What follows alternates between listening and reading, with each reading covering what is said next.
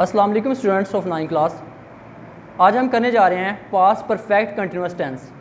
ठीक है, past perfect continuous tense में सबसे पहले हम इसकी पहचान देखेंगे स्टूडेंट्स। इसके लास्ट में उर्दू फ़िक्रात में रहा था, रही थी, रहे थे वगैरह आएगा। उसके बाद इसके जो हेल्पिंग वर्ब है उसमें हैड बीन यूज़ करेंगे हम। ठीक है, हैड एंड बीन।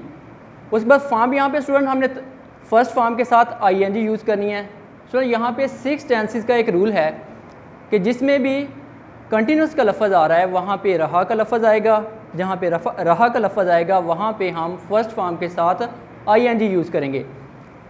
इसके हेल्पिंग वर्ब में हैड बीन आता है स्टूडेंट्स। जी सबसे पहले हम इसके सादा फ़िक्रात को देखते हैं। सादा फ़िक्रात में सबसे पहले जैसे कि हम यहाँ सेंटेंस है, सुबह से बारिश हो रही थी। ठीक है, it had been raining since morning. ठीक है, यहाँ पे हम देखें कि हैड एंड बीन ये इसका हेल्पिंग वर्ब है। फर्स्ट फॉर्म के साथ ING है, उसके बाद हमने सिंस लगाना है, उसके बाद हमने टाइम लगाना है। जी स्टूडेंट यहाँ पे बीन का लफ्ज़ आएगा वहाँ टाइम का जिक्र ज़रूर होगा। टाइम के जिक्र के साथ हम सिंस और फॉर लगाएंगे। सिंस किसके लिए लगता है और फॉर किसके लिए लगता है? सिंस अगर हमें फॉर एग्ज़ाम्पल एग्जैक्ट टाइम का पता है, फॉर एग्ज़ाम्पल 10 o'clock, ठीक है, दिनों की तरफ आ जाएँ। फॉर एग्ज़ाम्पल जैसे फ्राइडे है, सैटरडे है, ट्यूसडे है। उसके बाद मंथ वाइज जैसे कि जनवरी है, फरवरी है, मार्च है। ठीक है, ईयर वाइज 2010, 2005, 2011।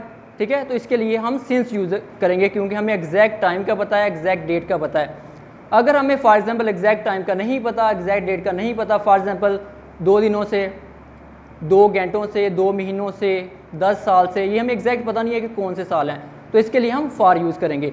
अब यहाँ पे इस सेंटेंस में सुबह से बारिश हो रही है, तो सुबह का हमें पता है कि मॉर्निंग कहते हैं, सुबह एक ही सुबह होती है। ठीक है, तो इसके लिए it had been raining since morning. जी नेगेटिव फ़िक्रात में स्टूडेंट्स जहाँ पे 2 helping verb for example use हो रहे हो, जैसे कि हैज़, हैव, ठीक है, उसके साथ बीन आ रहा है। यहाँ पे जैसे कि हैड आ रहा है, हैड के साथ बीन है, तो हैड और बीन के मिडिल में नॉट लगाना है। जैसे कि सेंटेंस देखें, वो इस मकान में 10 साल से नहीं रह रहे थे। They had not been living in this house for 10 years। तो यहाँ पे देखें कि 10 साल का अरसा में कोई पता नहीं है। जैसे कि वो क्या, ये भी कह सकते हैं 10 महीनों से, 10 दिन से, 5 दिन से, 2 घंटों से।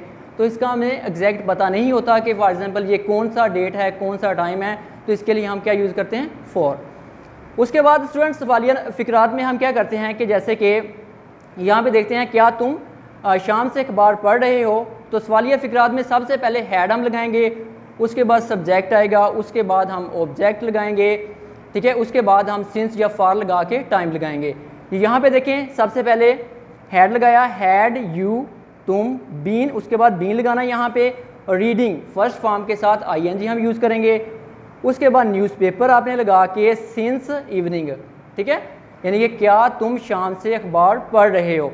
उसके बाद स्टूडेंट यहाँ पे हैड यू नॉट बीन, इस सूरत में हम लगाएंगे कि अगर ये इंटेरोगेटिव नेगेटिव होता है, फॉर एग्जांपल सवाल भी पाया जा रहा है, उसके साथ नेगेटिव भी फिक्र है, तो उस वक्त हम क्या करेंगे कि सबसे पहले हम लगाएंगे हैड, उसके बाद हम सब्जेक्ट लगाएंगे, फिर उसके बाद हम नॉट लगा के उसके साथ बीन लगाएंगे। ठीक है, उसके बाद फर्स्ट फॉर्म के साथ ING ऑब्जेक्ट लगा के सिंस या के फॉर लगाएंगे, उसके बाद हम टाइम लगा देंगे। जी स्टूडेंट्स यहाँ पे हम past perfect continuous tense complete हो चुका है। इसको हम दोबारा एक दफ़ा रिव्यू देखते हैं। यानी कि पास्ट परफेक्ट कंटिन्यूअस टेंस की जो पहचान होती है वो रहा था, रही थी, रहे थे वगैरह आता है। उसके बाद दूसरे नंबर पे यहाँ पे हमने इसके हेल्पिंग वर्ब देखने हैं, उसमें हैड बीन आता है। जैसे कि हम प्रेजेंट परफेक्ट कंटिन्यूअस होता है, उसमें हैज़ और हैव होता है। यानी कि हैज़ ही शी इट या कि सिंगुलर नाउन के लिए होता है, और हैव जो प्लूरल नाउन होते हैं उनके लिए होता है। लेकिन यहाँ पे ये इजी टेंस है, इस वजह से इजी है कि यहाँ पे एक ही हेल्पिंग वर्ब है, यानी कि हैड यहाँ पे आ रहा होता है, तो हैड है, सारों के साथ ही हैड लगना है। तो ये it is easy to remember, यानी कि याद रखना भी इसे ईजी है। उसके बाद हम टाइम का जिक्र स्टूडेंट्स यहाँ पे कर रहे थे कि सिंस जो है वो एग्जैक्ट टाइम का अगर पता हो हमें, तो उसके लिए आता है फॉर। अगर हमें एग्जैक्ट टाइम का नहीं पता, उसके लिए हम फॉर यूज़ करते हैं। जी स्टूडेंट्स उसके बाद हमने summary stopping by the would, इसके सबसे पहले हम डिटेल देख।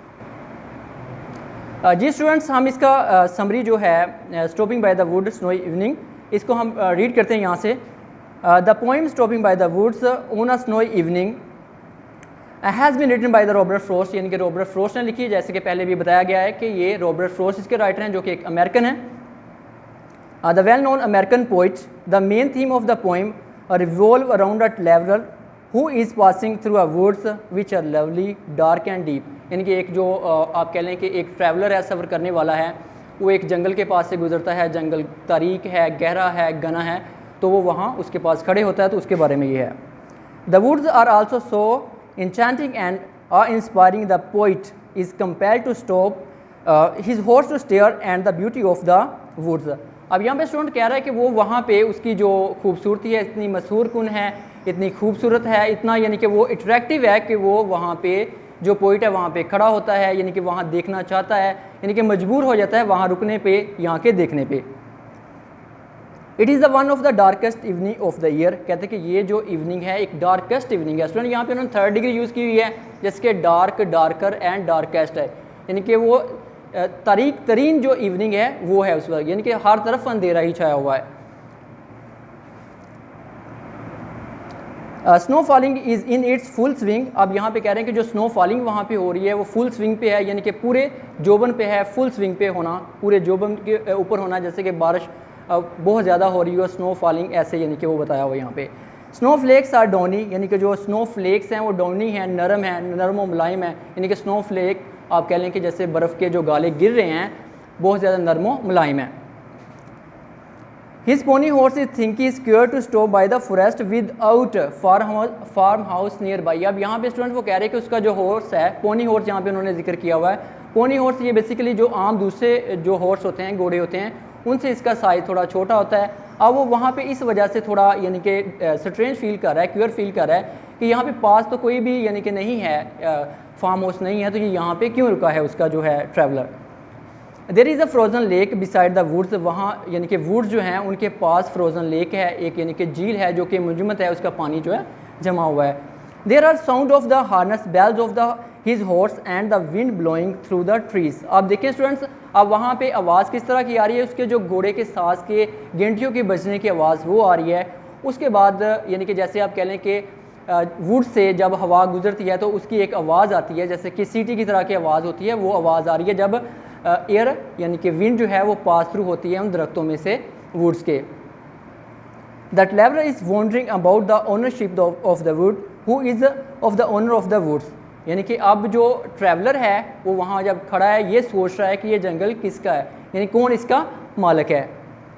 ही probably knows the owner of the woods who is living in the village. अब यहाँ पे वो स्टूडेंट्स कह रहा है कि शायद वो उसे उसके ओनर को, जो वुड्स का ओनर है, उसे जानता है, वो पास ही यानी कि पास ही कहीं गाँव में रहता है।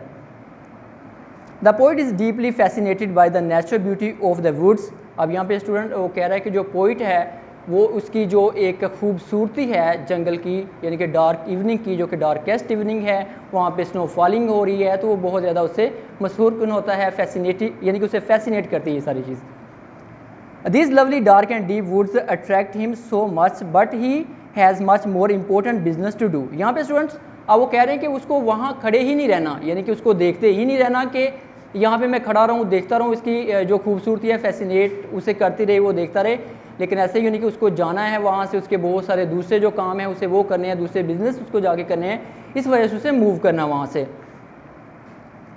He has sleep in this poem is a symbolic everyday sleep and also stand for the internal sleep that is death. ठीक है स्टूडेंट, यहाँ पे उन्होंने बात की है कि पोइट को वहाँ से जाना है, कुछ बिजनेस करने हैं, उसको सोना भी है, उसे यानी कि आप ये नॉर्मल ज़िंदगी की रूटीन से स्टूडेंट से उन्होंने कंपेयर किया हुआ है कि जैसे एक इंसान है वो ज़िंदगी में रहता है, उसके बाद उसको यानी कि इंटरनल यानी कि स्लीप एक्सटर्नल जो यहाँ पे स्लीप उन्होंने जिक्र किया हो, वहाँ पे डेथ के साथ उसको उन्होंने कंपेयर किया हुआ है।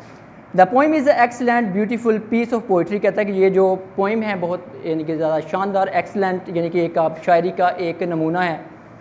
It is also less than a symbolic masterpiece, वो कह रहे हैं कि ये एक अलामती शाहकार से कम नहीं है, यानी कि जो पोइम है ये एक अलामती शाहकार से कम नहीं है। जी स्टूडेंट्स, हम इसका ओवरव्यू देखते हैं इसी पोइम का।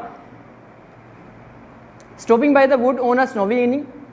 जी स्टूडेंट, इसका राइटर रॉबर्ट फ्रॉस्ट, ठीक है, जो इसके राइटर हैं रॉबर्ट फ्रॉस्ट हैं, देखिए किसने हैं और कहाँ के रहने वाले हैं, वो हैं अमेरिकन पोइट हैं। उसके बाद पासिंग बाय वुड्स, यानी कि जंगल के पास से वो गुजर रहे हैं। जंगल कैसा है, डीप है, डार्क है, लवली है। उसके बाद है इंचेंटिंग, ठीक है। इंचेंटिंग का मतलब ये है कि पुरकशिश उसे कहते हैं। आ इंस्पायरिंग का मतलब होता है कि बारोब।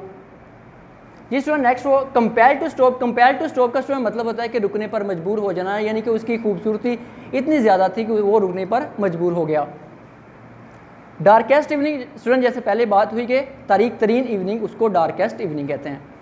जी नेक्स्ट स्टूडेंट यहाँ पे स्नो फ्लेक्स की बात की है कि बर्फ़ के जो गाले हैं, ठीक है, वो उन्होंने यहाँ पे बर्फ़ के गालों को स्नो फ्लेक्स यानी कि कहा हुआ है। उसके बाद डॉनी, डॉनी का मतलब है नरम, लाइम को कहते हैं। जी स्टूडेंट उसके बाद क्योर अजीब, ये क्योर अजीब को कहते हैं स्ट्रेंज फील करना, यानी कि उसका जो डोनी उसका जो पोनी हॉर्स था वो क्योर फील कर रहा था, स्ट्रेंज फील कर रहा था, तो यहाँ पे उसके लिए उन्होंने वर्ड क्योर का यूज़ किया है। उसके बाद हार्नेस बेल, उसकी साज की जो घंटियाँ हैं वो जहाँ पे खड़ा होता है यानी कि सर हिलाता है तो उससे जो आवाज़ पैदा होती है उसे हार्नेस बेल्स कहा गया है। उसके बाद स्टूडेंट फ्रोज़न लेक का जिक्र किया है, यानी कि जहाँ पे वो झील थी, यानी कि बिसाइड द वुड्स, वहाँ पे एक झील थी जो कि जमी हुई थी, यानी कि जिसका पानी ऊपर से जमा हुआ था, उसे यहाँ पे फ्रोज़न लेक यानी कि मुजमद झील कहा गया है। जी स्टूडेंट नेक्स्ट वो कह रहे हैं वॉन्डरिंग, यानी कि वो हैरान हो रहा है वहाँ पे उसकी ओनरशिप के बारे में कि ये किसका है। उसके बाद वो ये भी कह रहा था कि maybe he knows the यानी कि ओनर, जो कि पास नियर बाई द पास विलेज, यानी कि पास जो विलेज है वहाँ पे रहता है। उसके बाद फैसिनेट, फैसिनेट का मतलब होता है मशहूर कुन। उसके बाद सिंबॉलिक मास्टरपीस, यानी कि आप कह लें कि कोई अलामती शाहकार जिसे कहते हैं वो कहते हैं। जी student thank you very much and God bless you.